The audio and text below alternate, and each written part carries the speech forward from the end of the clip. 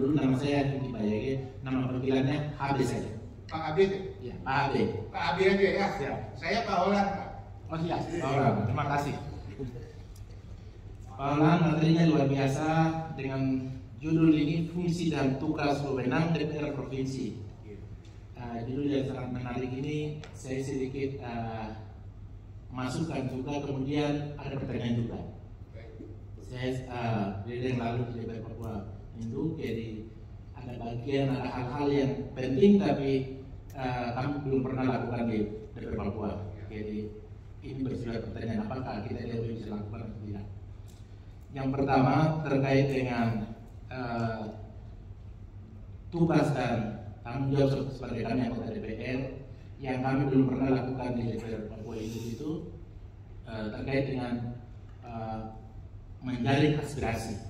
Nah, aspirasi Dewan ini kan satu undang-undang sudah dijamin bahwa, dan kami pun sudah jadi bahwa kewajiban kami selama 5 tahun akan menjaring aspirasi masyarakat. Tapi begitu kami menjaring aspirasi itu tidak pernah masuk melalui pokir Dewan untuk diakomodir. Nah ini yang satu kendala kami alami di DPR Papua Induk. Sementara di Pulau Jawa ini itu menjadi poin utama yang mereka masuk pokir itu. Termasuk DPR pun ada, DPR ini masuk dalam menyaring aspirasi. Tapi pokir ini untuk DPR Provinsi Papua bahkan juga Jawa Baru pasti bisa berlaku. Tidak jalan. Apakah ini bisa masuk atau tidak? Itu pertanyaan. Ya, pertama. Kemudian yang kedua terkait dengan reses. Reses ini kan untuk menjaring aspirasi itu. Iya, tapi konstituen. Tapi untuk kami di Papua sementara ini lakukan hanya 3 kali. Apakah bisa menambah untuk 4 kali atau tidak? Itu pertanyaan. Karena menjaring aspirasi hanya 3 kali itu tidak cukup, Pak. Minimal harus 4 kali reses baru bisa menjaring aspirasi masyarakat. Kemudian hal yang berikut terkait dengan pengawasan.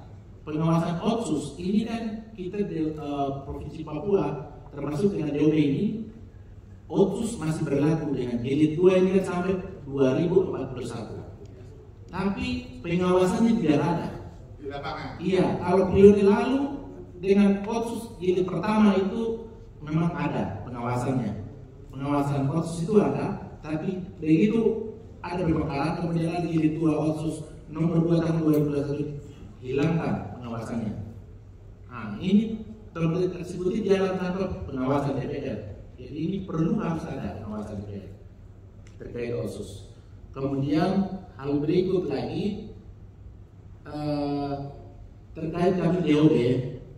DP ini ibarat begini, Pak.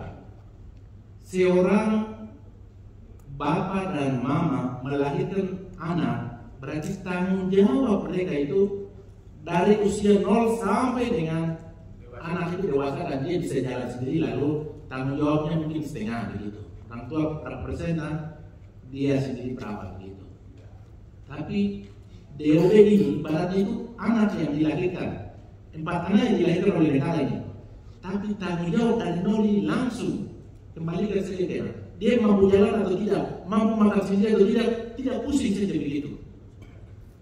Akhirnya sekarang pingsan DOB ini. Ini negara punya tujuan dan maksud apa kami juga tidak mengerti.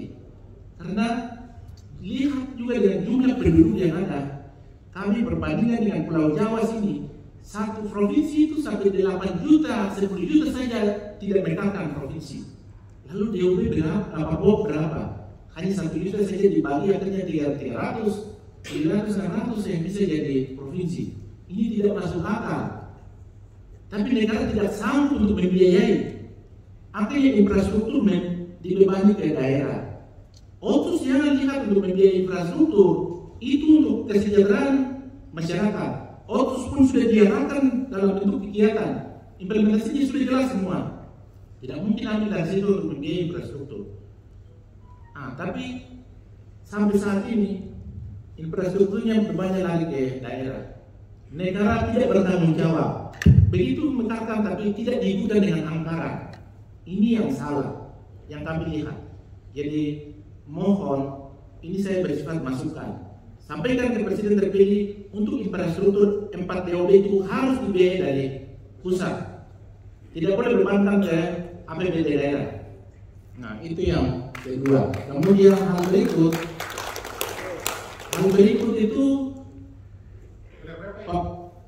2 kali, 3 kali. Ini yang keempat.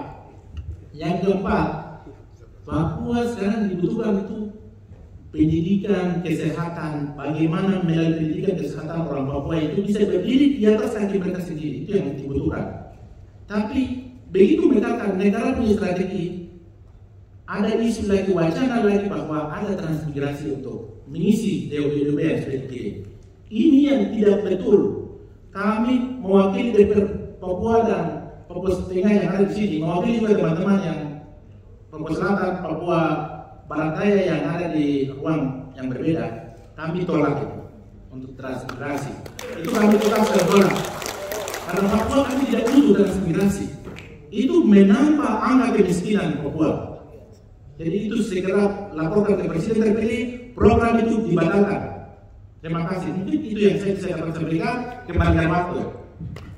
Yang keempat, Papua sekarang dibutuhkan itu pendidikan, kesehatan, bagaimana melalui pendidikan kesehatan orang Papua itu bisa berdiri di atas kaki mereka sendiri, itu yang dibutuhkan. Tapi begitu negara punya strategi, ada isu lagi, wacana lagi bahwa ada transmigrasi untuk mengisi DOB. Ini yang tidak betul. Kami mewakili DPR Papua dan Papua Tengah yang ada di sini, mewakili juga teman-teman yang Papua Selatan, Papua Barat Daya yang ada di ruang yang berbeda. Kami tolak itu untuk transmigrasi. Itu kami tolak karena Papua kami tidak butuh transmigrasi. Itu menambah angka kemiskinan Papua. Jadi itu segera laporkan ke Presiden terpilih, program itu dibatalkan. Terima kasih. Mungkin itu yang saya dapat sampaikan. Kembalikan waktu.